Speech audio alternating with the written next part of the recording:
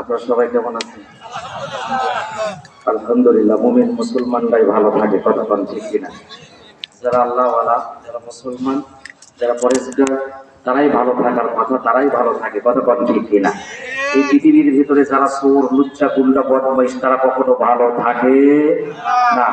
হায় হায় হায়, এরকম জোরে করে বললেন, এত জোরে বলতেছেন কি ভাই? বাগুন করাতে কি কষ্ট হচ্ছে নাকি আপনার?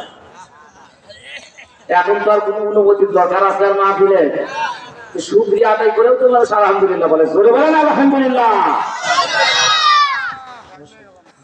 আলোচনা শুরু করলাম নাকি? বলেন বলেন ইনশাআল্লাহ, বলেন আলহামদুলিল্লাহ। আলহামদুলিল্লাহ নাহমাদুহু ওয়া নাস্তাঈনুহু ওয়া নাস্তাগফিরুহু ওয়া নাউযু বিল্লাহি মিন শুরুরি আনফুসিনা ওয়া মিন সাইয়্যাতি আমালিনা। من يهدي الله فلا مضل له ومن يضلله فلا هادي له. أشهد أن لا إله إلا الله وحده لا شريك له وأشهد أن سيدنا وسندنا وحبيبنا ومولانا محمد সবাই করি সাল্লাল্লাহু আলাইহি ওয়াসাল্লাম। সবাই আমার সাথে আওয়াজ করে নাউযু বিল্লাহি মিনাশ শাইতানির রাজীম। বিসমিল্লাহির রাহমানির রাহিম। ألم عاهد إليكم يا بني آدم ألا تعبدوا الشيطان إنه لكم عدو مبين. صدق الله العظيم وصدق رسوله النبي الكريم وذلك له شاهدين وشاكرين والحمد لله رب العالمين. ইরশাদ হচ্ছে, হে বনি আদম, আমি কি তোমাদেরকে নির্দেশ দেই নেই যে তোমরা শয়তানের দাসত্ব করো না, শয়তানের গোলামি করো না, কারণ সে তোমাদের প্রকাশ্য দুশমন, প্রকাশ্য শত্রু। বিসমিল্লাহির রাহমানির রাহিম। ইন্নাল্লাহা ওয়া মালাইকাতাহু ইউসাল্লুনা আলান নাবিয়্যি ইয়া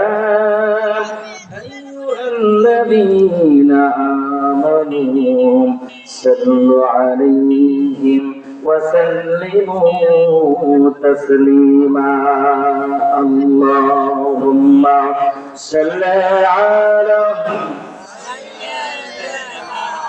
مولانا محمد وعلى آل سيدنا رسولنا محمد. मोहब्बत सोनार मुझे दरूदे हदिया पहुंचे गई। अल्लाहुम्मा सल्ली अला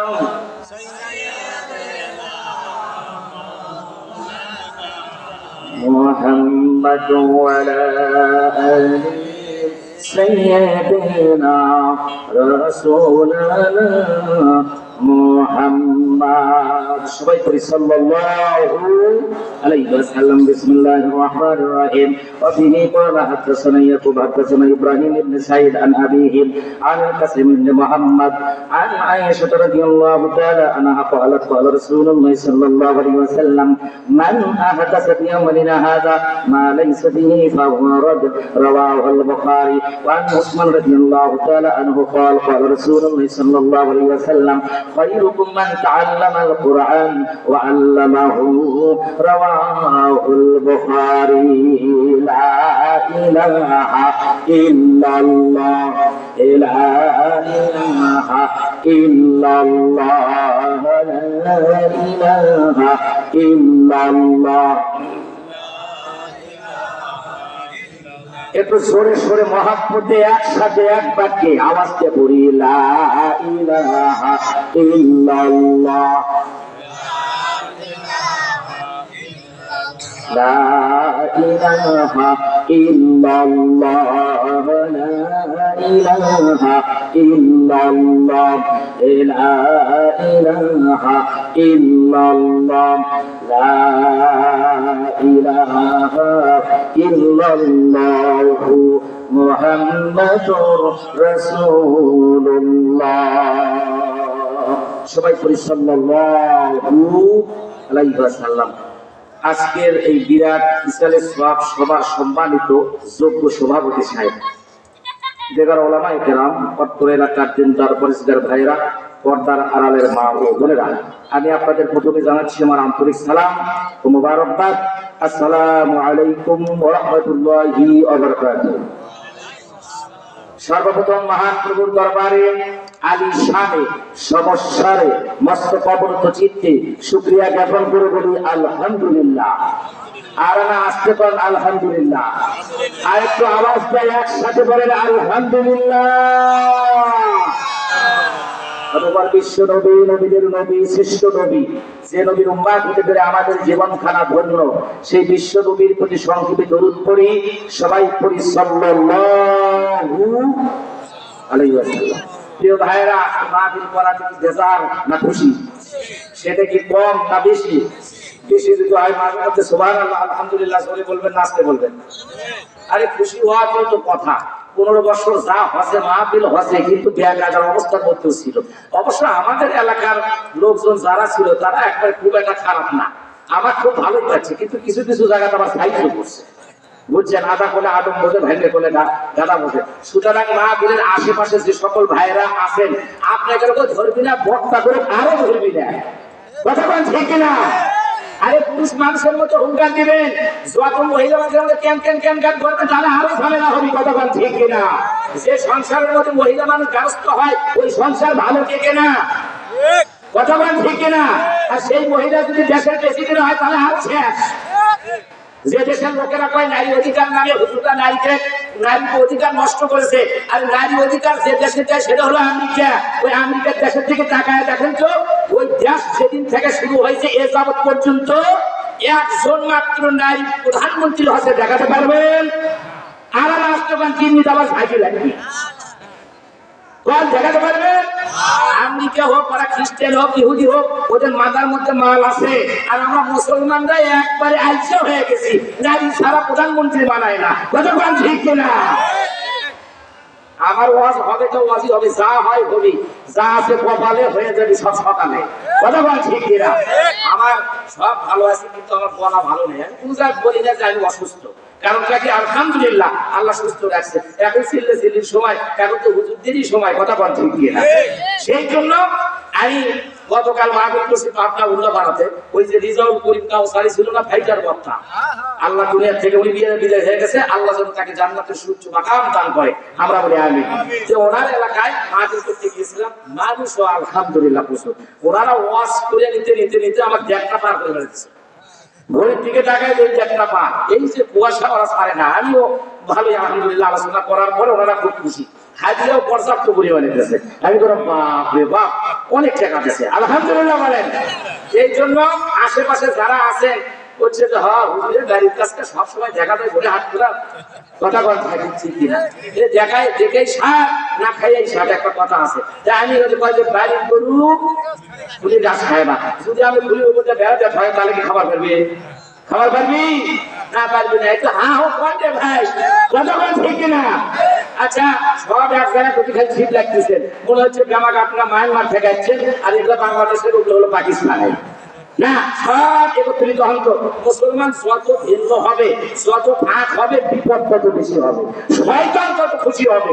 এই জন্য আল্লাহ পাক কোরআন শরীফের মধ্যে বলেছেন, আর আকিমুদ্দিন ওয়ালা তাতাফাররাকু, তোমরা দ্বীনকে মজবুত করে ধরবা, পার্থক্য করবা না। আর সব নবীরাই দিনের ব্যাপারে পার্থক্য করেন। সব নবীদের দাওয়াতই একটা, লা ইলাহা ইল্লাল্লাহ। কোন নবী কি কইছে না এই কালেমার দাওয়াতটা এখন তাগুদের দাওয়াত দেবে, এই কথা কি বলছে? না। সেই জন্য সব নবীদের একই দাওয়াত। আমাদের কোরআন এক, হাদিস এক, কাবা শরীফ এক, মদিনা এক। আমরা মুসলমান সব এক প্ল্যাটফর্মে, সব মানুষ এক জায়গায় থাকতে চাই। কথা বলেন ঠিক কিনা? আচ্ছা, এখন আপনাদের একটা কাজ হলো, জোরে একটা তাকবীর দিবেন। কিছু যদি না হয়, আমার এলাকায় মাহফিলের লোক কম হলেও মেলা লোক ঠিকই হয়। কথা বল ঠিক কিনা? আর কিছু মানুষ বলতেছে মোস্তাফিজুর হুজুরা প্রধান কথা সফি ছিলে, আমরা তো ওই মাহফিল না শুনেও পোলা পাবো, সেই জন্য ওরা ঘুরতেছে হলো মেলা আর ঘরে হলো পোলা, এই দুই জায়গা ফেলে দেবো ভাই, কথা বল ঠিক কিনা? এই জন্য আমরা জোরে একটা তাকবীর দিবেন, দেখি যত জোরে দিলে পারেন তো যত জোরে দিবেন কল্পনা পরিষ্কার হয়ে যাবে। আল্লাহ বলছেন আলা বিযিকরিল্লাহি তাতমাইন্নুল কুলুব, জিকির করবা তোমার কল পরিষ্কার হয়ে যাবে। আর ওয়ারাব্বাকা ফাকাব্বির, তুমি তাকবীর দিবা কার নামে? কোন নেতার নামে? মোস্তাফিজুর হুজুরের নামে? কোন নেতা ফেতার নামে? কোন প্রধানমন্ত্রীর নামে? তাকবীর হবে কার নামে? ওয়ারাব্বাকা ফাকাব্বির, কার নামে? গলাটা সাইজ করলেন করে আল্লাহ জোরে বললেন নারে তাকবীর। এই তাকবীর মেলাতে যাই, যুবকরা বুঝবে না মোস্তাফিজুর হুজুর কোথায় এখনো ওঠেনি। জোরে একটা তাকবীর দেন, এখান থেকে যখন চলে যায় একবারে সামনে সে সিরিয়ার দিকে, কথা বল ঠিক কিনা? 24 বছরের শাসন তছনছ হয়ে গেছে, স্বৈরাচারকে আল্লাহ ভালোবাসেন না। আমি ওই তারেক মোনার ভাইয়ের ওখানে 12টা কারণে স্বৈরাচারের পতন হয়, যারা গেছিলেন তারা শুনছেন। আলোচনার বিষয়ে আজকে ওঠে না, আজকে নতুন একটা হবে ইনশাআল্লাহ, কথা বল ঠিক কিনা?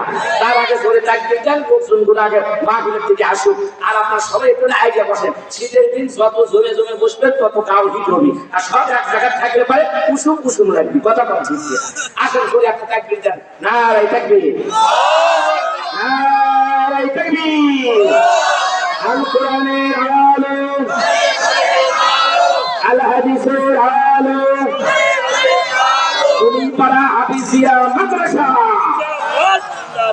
আলহামদুলিল্লাহ বলেন। আমার আলোচনা কোনো মোকাদ্দমা নাই, কোনো ইন্ট্রোডাকশন নাই, কোনো ভূমিকা নাই। আমি কোরআন শরীফ থেকে একটি আয়াত পড়েছি, নবীর অসংখ্য হাদিসের ভিতর থেকে দুটি হাদিস পড়েছি, এর উপরে কিছু কথা বলার চেষ্টা করব ইনশাআল্লাহ। আল্লাহ পাক যেন তৌফিক দেয়। ওয়া তাওফিক ইল্লা বিল্লাহি তাওয়াক্কালতু ওয়া ইলাইহিল উনীব। আমরা বলি আল্লাহুম্মা আমিন। প্রিয় ভাইরা আমার, এখন শীতকাল চলতেছে, শীত হয় স্বাভাবিক, শীতের সময় শীত হবে না, আর অন্য সময় শীত হবে। আমি আবার সালাম পাতি ছাড়া ওয়াজ করে পারি না, বুঝছেন? এই জন্য টেবিল গাছ দিয়ে মুসলমান সিয়ার সাপোর্ট দেন, তাহলে আল্লাহ বুঝতে আমারও ভালো হয়।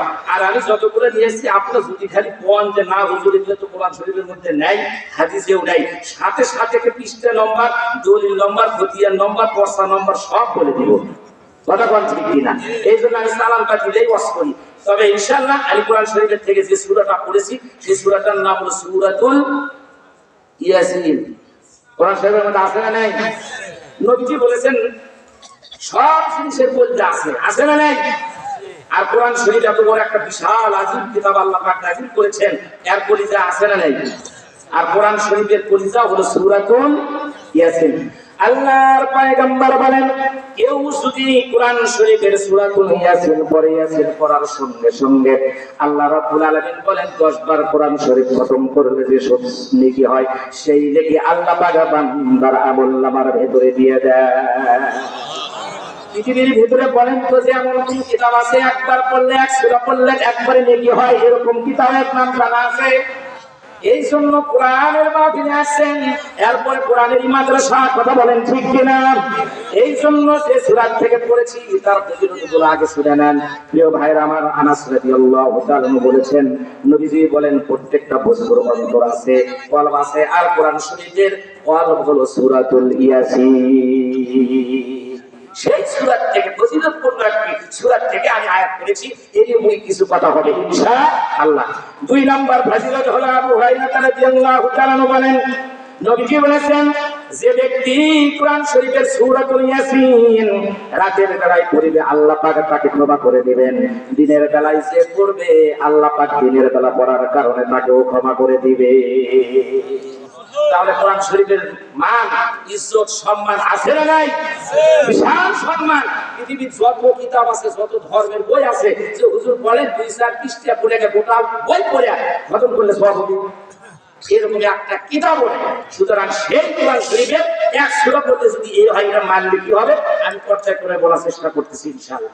এরপরে ভাইরা আমার ইবনে আব্বাস রাদিয়াল্লাহু তাআলা বলেন,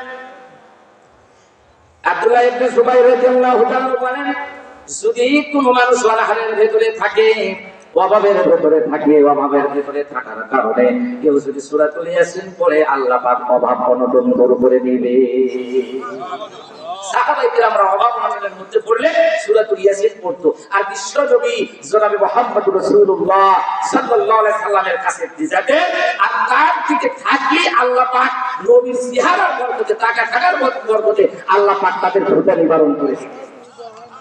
এমন কোন মানুষ আছে যে নবীর দিকে তাকালে না, কোন নেতার দিকে তাকালে একবারে ভিড়াও থাকে না, গুনাহ মাফ হয়ে যায়, এরকম আছে নাই? কোন নবীর উম্মত রে ভাই? এরপরে ভাইরা আমার 2 নাম্বার হলো সংসারের ভিতরে শান্তি হবে, 3 নাম্বার হলো রিজিকের ভিতরে আল্লাহ পাক বরকত দিলেন। এরপরে আরেকজন সাহাবীর নাম হলো মাকাল ইবনে ইয়াসির রাদিয়াল্লাহু তাআলা বলেন, যদি পুরো মানুষ মারা যাচ্ছে এই অবস্থায় মরে যাবে, এই অবস্থায় মৃত্যু শয্যায় শায়িত ব্যক্তির কাছে যদি কোন আল্লাহর বান্দা সূরাতুল ইয়াসিন পড়ে, ইয়াসিন পড়ার কারণে মৃত্যুর কষ্ট আল্লাহ পাক দূর করে দিবে। অনেক ফজিলত আছে, তার ভিতর থেকে আমি 5টার কথা বললাম। এই জন্য এটা আবু দাউদ শরীফের হাদিসের থেকে আমি বললাম। এখন শুনেন, অনেক কথার মধ্যে সূরাতুল ইয়াসিন এই সূরাটা ফজিলতের জন্য পড়া দরকার আছে না নাই? আছে। সূরাতুল ইয়াসিন, ইয়াসিন শব্দটা কোরআন শরীফের অনেক অর্থে ব্যবহার করা হয়েছে। আমি বিভিন্ন তাফসীর থেকে আমি যেটা পেয়েছি, ইয়াসিন শব্দটা ইয়া আর সিন এই মিলাই হলো এর নামকরণ সূরাতুল ইয়াসিন। নামকরণ হলো, কালকে যদি কেউ জিজ্ঞাসা করে যে মোস্তাফিজুর হুজুর কোন সূরা থেকে আলোচনা করে, বলতে পারবেন না আপনারা? পারবেন তো? পারবেন? পারবেন। সেই জন্য আমি যা বলি যেন অর্ধেক কথা এখান থেকে মুখস্থ হয়ে যায়। কি ভাই রাজি আছেন তো? ইয়াসিন এর দ্বারা কি আল্লাহ পাক বুঝাতে চাইলেন? কোরআন শরীফের অনেক সূরা প্রথমে দেওয়া আছে তাসিন, আছে না নাই? আলিফ লাম রা, আলিফ লাম মিম, আলিফ লাম রা, তাসিন, ইয়াসিন, নুন ওয়াল কলামি ওয়া মা ইয়াসতুরুন, আছে না নাই? কোরআন শরীফের অনেক আয়াতে প্রথমে সূরা আছে। এর অর্থটা কি? এর অর্থ হলো, আমার ভাষায় আমি বলি যে আপনার কাছে আমার কাছে যে মোবাইল আছে না, মোবাইলটা যদি আপনি পিন করতে আটকান, ওটা যদি বন্ধ করে রাখেন, আমার মতো হুজুর কি আর দোয়া করে যতই করি ওই মোবাইল আর খোলা যাবে? যাবে? কারণ ওই গোপন নাম্বার, পিন কোড মানে হলো গোপন নাম্বার, এটা বুঝতে পারবেন না। যে পৃথিবীর মানুষ যদি একটা মোবাইল আবিষ্কার করে যদি পিন কোড দিয়ে ছেড়ে দেয়, আর আল্লাহ পাক হলো রহমান রহিম, সারা পৃথিবীর মালিক তিনি, লিল্লাহি মা ফিস সামাওয়াতি ওয়া মা ফিল আরদ, আসমান আর জমিনের ভিতরে যা কিছু আছে সবের চাবিকাঠি কার হাতে? আল্লাহর হাতে। সেই আল্লাহ কোরআন শরীফ দিয়েছেন, তাহলে একটু পিন কোড দিয়েছেন যে এই সম্পর্কে তোমাদের কোনো জ্ঞান নাই, আল্লাহু আ'লাম বিমুরাদিহি। তাফসীরে জালালাইন শরীফের ভিতরে লেখা আছে এই সম্পর্কে যত জ্ঞান কেবলমাত্র আল্লাহ পাকেরই আছে। জোরে বলেন সুবহানাল্লাহ। অনেক ভণ্ড বাবারা কয় যে হুজুর আল্লাহ কিছু জানে না, আলিফ লাম মিম এর অর্থ জানে না, কয় যে আলিফতে আল্লাহ, লামতে জিবরাইল, মিমতে মুহাম্মদ, এটা জানলেই নাকি কি হওয়া যায়, আর যাই জানে না তাই তারা কিছুই জানে না। তাহলে আমি জানি, আমি বড় কি হয়ে গেলাম, কথা ঠিক কিনা? আরে এই কথাটা তো কোনো মুসলমান বলে নাই, কোনো মুফাসসির বলে নাই, কোনো আল্লাহ বলি বলে নাই। এই কথা যিনি আবিষ্কার করেছেন ভারতের এক হিন্দু মানুষ। আলিফতে আল্লাহ, লামে জিবরাইল, মিমতে মুহাম্মদ, এরকম করে আবিষ্কার করছে। অনেক মুসলমান এটা দেখে মুফাসসিররা বলছে আলিফতে আল্লাহ, লামে হলো নূর, লামে জিবরাইল, মিমতে মুহাম্মদ, মানে আল্লাহ পাকের ওহী মুহাম্মদ সাল্লাল্লাহু আলাইহি ওয়াসাল্লামকে নিয়ে আসতেছিল। অনেক সব অনেক ভাবে ব্যাখ্যা করেছে যে সূরাতুল ইয়াসিন মানে হলো, ইয়াসিন বলতে মুফাসসির কিরামগণ বর্ণনা করেছেন এটা হবেই তা না, হতে পারে। ইয়া ইনসান, হে মানুষ সকল, আল্লাহ পাক ডাক দিয়ে বলতেছেন। আরেক তাফসীরের ভিতরে আছে, এটা বর্ণনা করেছেন আবু আলিয়া রাহমাতুল্লাহি আলাইহি, যে এর দ্বারা ইয়াসিন দ্বারা আল্লাহ পাক বুঝেছেন হলো ইয়া ইনসান, হে দুনিয়ার মানুষ তোমরা শোনো, কি শুনবা? ওয়াল কুরআনিল হাকীম, আমি আল্লাহ পাক বিজ্ঞানময় কোরআনের শপথ করে বলতেছি। সুবহানাল্লাহ। তাহলে কোরআন শরীফের ভিতরে বিজ্ঞান আছে না নাই? বিজ্ঞান দিয়ে আল্লাহ পাক কোরআন শরীফটাকে ভরপুর করে দিয়েছে। আমরা তো বুঝি নাই, আমরা মনে করতেছি হাফেজ সাহেব, মাওলানা সাহেবরা এরা খালি দাওয়াত খাওয়ার জন্য কোরআন শরীফটা আসছে, কোরআন শরীফ খালি পড়বে, সময় খাবে আর খেয়ে দিবে, দোয়া করবে, আর আমরা ব্যস্ত দৌড়ে চলে যাবো, আর ওই জায়গায় হেঁটেই পারবো না। এইরকম হলো ধারণা, কিন্তু না, সাহাবায়ে কেরামরা বুঝছে কোরআন না দিয়ে কি অবস্থা হয়েছে। আচ্ছা, ইয়াসিনের 1 নম্বর ব্যাখ্যা দিলাম আমি। 2 নম্বর হলো এই ইয়াসিন দ্বারা সম্বোধন করা হয়েছে নবী করিম সাল্লাল্লাহু আলাইহি ওয়াসাল্লামকে। জোরে বলেন আল্লাহু আকবার। 3 নাম্বার হলো ইয়া আইয়ুহার রাসূল, এই ইয়াসিন দ্বারা বোঝানো হয়েছে দুনিয়ার সমস্ত রাসূলদেরকে। সুবহানাল্লাহ বলেন। এরপরে 4 নম্বর হলো আবু বকর ওয়ারাক রাহমাতুল্লাহি আলাইহি তিনি বর্ণনা করেছেন ইয়া সাইয়্যিদুল বাশার, এই শব্দ তিনি বর্ণনা করেছেন যেটা ইয়াসিন মানে হলো ইয়া সাইয়্যিদুল বাশার। এরপরে 5 নম্বর হলো ইবনে আব্বাসের মধ্যে আল্লাহ পাক এটা শপথ বাক্য ব্যবহার করেছেন যার সম্পর্কে আল্লাহ পাকের জ্ঞান আছে, যা পৃথিবীর মানুষের ভেতরে সেই জ্ঞান আল্লাহ পাক দেন নাই। এরপরে ভাইরা আমার 6 নম্বর হলো ইয়াসিন যারা আল্লাহ পাক বুঝাইছেন ইয়া আগে আমাদের সরদার, আমাদের সাইয়্যিদ, আমাদের নেতা, সেই নেতাটাই হলো জনাবে মুহাম্মদুর রাসূলুল্লাহ। সবাই সাল্লাল্লাহু আলাইহি ওয়াসাল্লাম। এটা গেল হলো ইয়াসিন শব্দের কিছু আপনাদের আমি এখানে শোনাইয়া দিলাম। এখন আসেন আমি কোরআন শরীফের যে আয়াতটা পড়েছি এই আয়াতের কিছু আলোচনা করার চেষ্টা করব ইনশাআল্লাহ। আল্লাহ পাক যেন আমাকে সুযোগ করে দেয়, আমরা বলি আল্লাহুম্মা আমিন। সূরাতুল ইয়াসিন এর আয়াত সংখ্যা হলো 83টি, রুকু সংখ্যা হলো 5টি। এটা হলো কোরআন শরীফের 36 নম্বর সূরা। পারা হলো 22-23, দুই পারা নিয়ে এই সূরাটা হয়েছে। 22 পারা থেকে শুরু, 23 পারাতে শেষ। আর 60 নম্বর আমি যে আয়াতটা বলেছি সেটা হলো কোরআন শরীফের সূরা ইয়াসিনের 60 নম্বর আয়াত। কয় নম্বর আয়াত? বাসায় যে মিলায়া দেখবেন যে এই সূরাটা আছে না নেই। নবী করিম সাল্লাল্লাহু আলাইহি ওয়াসাল্লাম একদিন আব্দুল্লাহ ইবনে উমর রাদিয়াল্লাহু তাআলার সাথে নিয়ে তিনি বলতেছেন চলো আমরা দুইজন একটু পায়চারা করি, তো একটু হেঁটে আসি। তো রাস্তার ভিতরে হেঁটে যাই, পাহাড়ি এলাকা সই দিতে যারা গেছে তারা জানে মরুভূমি আর মরুভূমি, পাহাড় আর পাহাড়। এমন সময় নবী করিম সাল্লাল্লাহু আলাইহি ওয়াসাল্লাম আব্দুল্লাহ ইবনে উমর রাদিয়াল্লাহু তাআলাকে নিয়ে তিনি যাচ্ছিলেন। কিছু দূর যাওয়ার পরে পয়গম্বর বললেন এই আব্দুল্লাহ একটু বসো, আমরা দুইজন মিলে একটু গল্প করি। গল্প নবী করিম সাল্লাল্লাহু আলাইহি ওয়াসাল্লাম নবীর যা গল্প সব হাদিস, জোরে বলেন সুবহানাল্লাহ।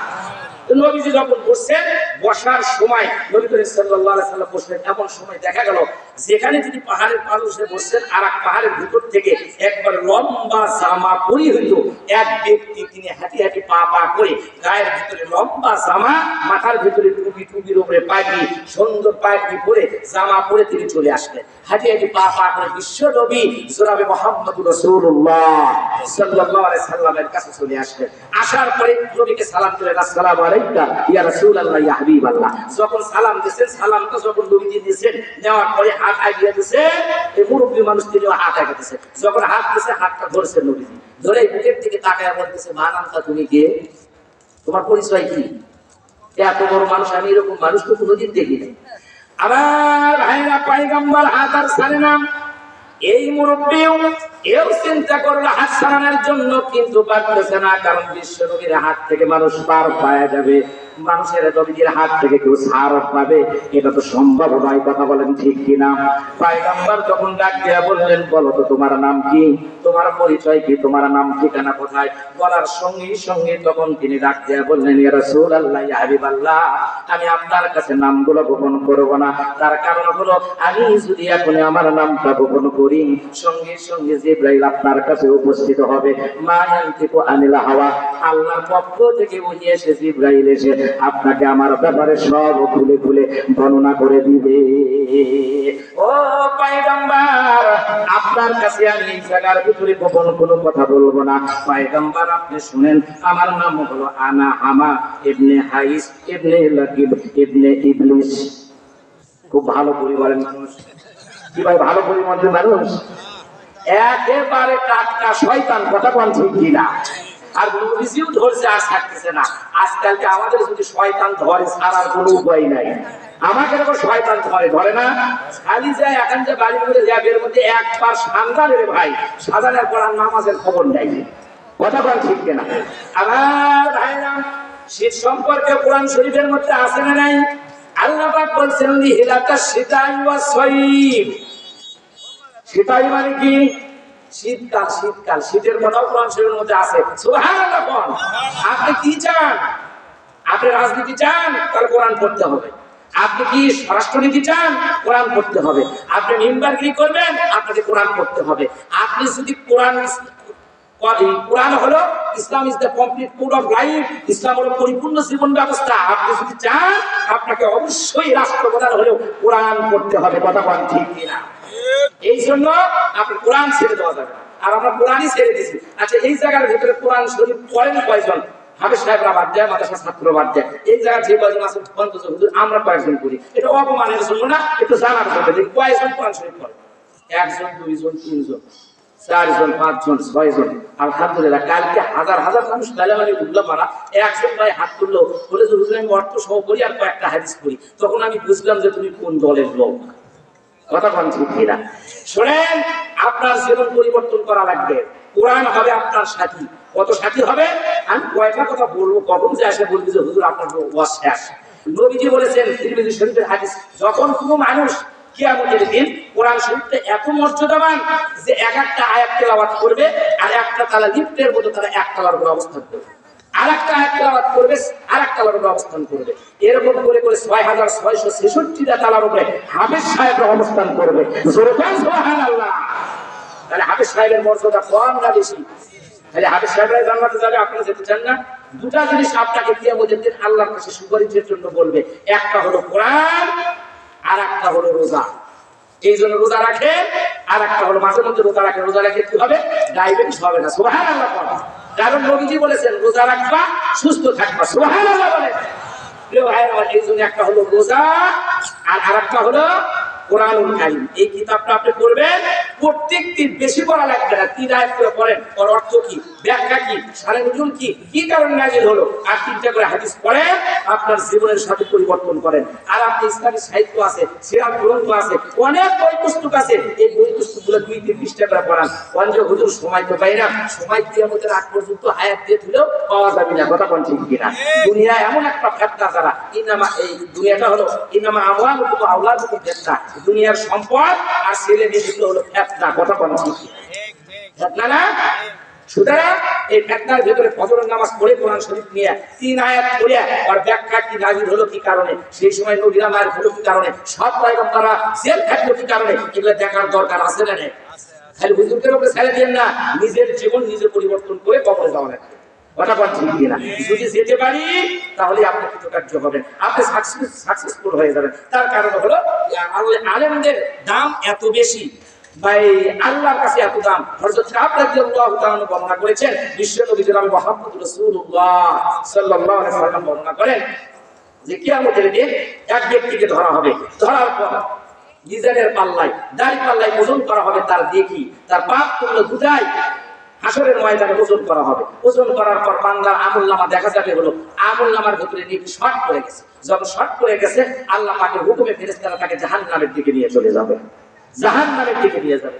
আল্লাহ পাক ডাকতে বলবে, জিবরাইল ওই যে দেখো দেখো তাকায়া দেখো, আমার আখির জামানার বন্ধু জনাবে মুহাম্মদুর রাসূলুল্লাহ সাল্লাল্লাহু আলাইহি ওয়াসাল্লামের উম্মত আজকে হাসরের ময়দানে উম্মতগুলোকে জাহান্নামের দিকে নিয়ে যায় ফেরেশতা। এ জিবরাইল যাও যাও, জলদি করে চলে যাও। যাওয়ার পর তুমি তাকে জিজ্ঞাসা করো যে তার সাথে পৃথিবীর ভেতরে কোন আলেমের মজলিসের ভেতরে আলেম ওলামার কাছে সে বসেছিল কিনা। জিবরাইল আমিন দৌড় দিয়ে জাহান্নামী বান্দাকে ধরে ফেলবেন আর ফেরেশতাকে বলবে, এ ফেরেশতা তোমরা একটু থামো, আমি তাকে কয়েকটা প্রশ্ন করব। এমন সময় জিবরাইল আমিন সামনে দাঁড়ায়া বলবে, আল্লাহ পাক জানিয়ে দিয়েছে তুমি কি কোনো আলেমদের সাথে তোমার সম্পর্ক ভালো ছিল কিনা। সেই দিনে বলবে, না না, আলেমদের মজলিসে আমি কখনোই বসি নাই। জিবরাইল আমিন ডাকতে বলবে, আল্লাহ এই লোকটা আলেমদের কাছে আলেমদের মজলিসে কখনো বসে নাই। আল্লাহ ডাক দিয়া বলবে, না না, জাহান্নামের দিকে আগে নিয়ে যেও না, তাকে জিজ্ঞাসা করো সে আলেমের সাথে এক লোকমা কোনোদিন খানা খাইছে কিনা, একসাথে বসে চা পান করেছে কিনা, একসাথে বসে কোনোদিন নাস্তা করেছে কিনা। বলার সঙ্গে সঙ্গে জিবরাইল বলবে, আল্লাহ পাক জানিয়ে দিয়েছে তুমি কি কোনো আলেমের সাথে কোনোদিন নাস্তা করেছিলা, খাবার কি খেয়েছিলা। বান্দা ডাক দিয়া বলবে, না জিবরাইল, আমি আদম সন্তানের সাথে আলেমদের সাথে কখনো এক জায়গার ভেতরে খানা খাই নাই। আল্লাহর কাছে জিবরাইল ডাক দিয়া বলবে, আল্লাহ এই লোকটা আলেমদের সাথে কখনো খানা খায় নাই। না খাওয়ার কারণে জিবরাইল আবার আল্লাহর কাছে বলার পর আল্লাহ পাক তখন ডাক দিয়া বলবেন, এ জিবরাইল তুমি তাকে জানাইয়া দাও এর আত্মীয় স্বজনের বংশের ভেতরে কোন মানুষ কি আলেমের সাথে ভালো সম্পর্ক করেছিল কিনা। বলার সঙ্গে সঙ্গে লোকটা বলবে, না না, কোন আলেমের সাথে আমার বংশের কোনো মিল ছিল না। হাই রে কপাল পোড়ারে ভাইরা আমার। এরপরে আল্লাহ পাক ডাক দিয়া বলবে, তিনি কত রহমান, কত দয়ালু, কত রহিম। এই হাদিসটা থেকে প্রমাণ করে আল্লাহ পাক বান্দাকে কত ভালোবাসে। হাসরের ময়দানে আল্লাহ পাক জিবরাইলকে ডাক দিয়া বলবে, যাও যাও তুমি তাকে বলে দাও না এই জায়গার ভেতরে কোনো আলেমের সাথে সম্পর্ক খানাও খায় নাই, তার বংশের ভেতরে কোনো মানুষের সাথে সম্পর্ক আলেমদের ছিল না। তুমি তাকে বলে দাও তার যে দুনিয়ার ভেতরে অনেক বন্ধু বান্ধব ছিল, অনেক ফ্রেন্ড ছিল, অনেক ফ্রেন্ড সার্কেল ছিল, তাদের সাথে কি কোনো আলেমের সম্পর্ক ছিল কিনা। বলার সঙ্গে সঙ্গে তখন বলবে হ্যাঁ হ্যাঁ আমার আলেম, আমার বন্ধুরা আলেম ছিল না, তবে আমার অনেক বন্ধুর কাছ থেকে আলেমের গল্পগুলো শুনেছি, আলেমদেরকে তারা ভালোবাসতো।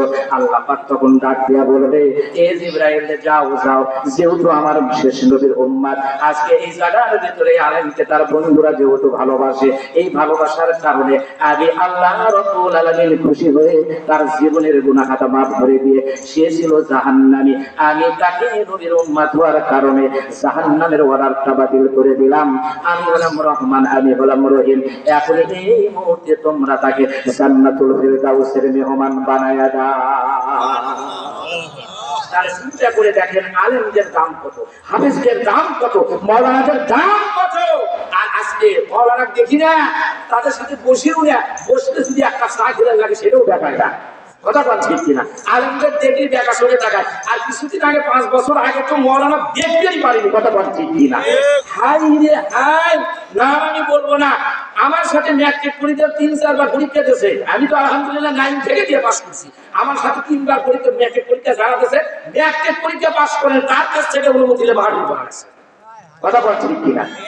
আর আমাকে হুজুর আমাকে একটু টাইমই নাই, টাইম আসে না নাই, খালি মরে যাবো, বাটাম ফেটে ফেলে দিবে আল্লাহ। কথা বল ঠিক কিনা? আজকে তুমি এত বড় 41 সাল থাকবো। কথা বল ঠিক কিনা? হাই রে 41 দিয়ে তুই গোনা শিখছু? আল্লাহ কয় আমি পারি, সব পারি, ফাআলুল লিমা ইউরিদ, যা ইচ্ছা তাই করি। ইন্নামাদ শারাব্বিকা লাশাদীদ, আমার ধরা বড়ই শক্ত, বড়ই কঠিন। কথা বল ঠিক কিনা? এইজন্য ভাবিয়া চিন্তা করিও, কথা কয় না, ভাবিয়া চিন্তা করিও, কাজ করিয়া ভাবিও না। একটু মানুষের যদি সহানুভূতি হয়, ভালোবাসা দেখান। আলেম ওলামা, আমরা যারা আলেম ওলামারা, আমরা গরু জব করা যায় না। কথা বল ঠিক কিনা? কুরবানির সময় ওই কেউ ধোয়া মুখস্থ নাই, নিজের গরুটাও জব করে পারে না। কথা বল ঠিক।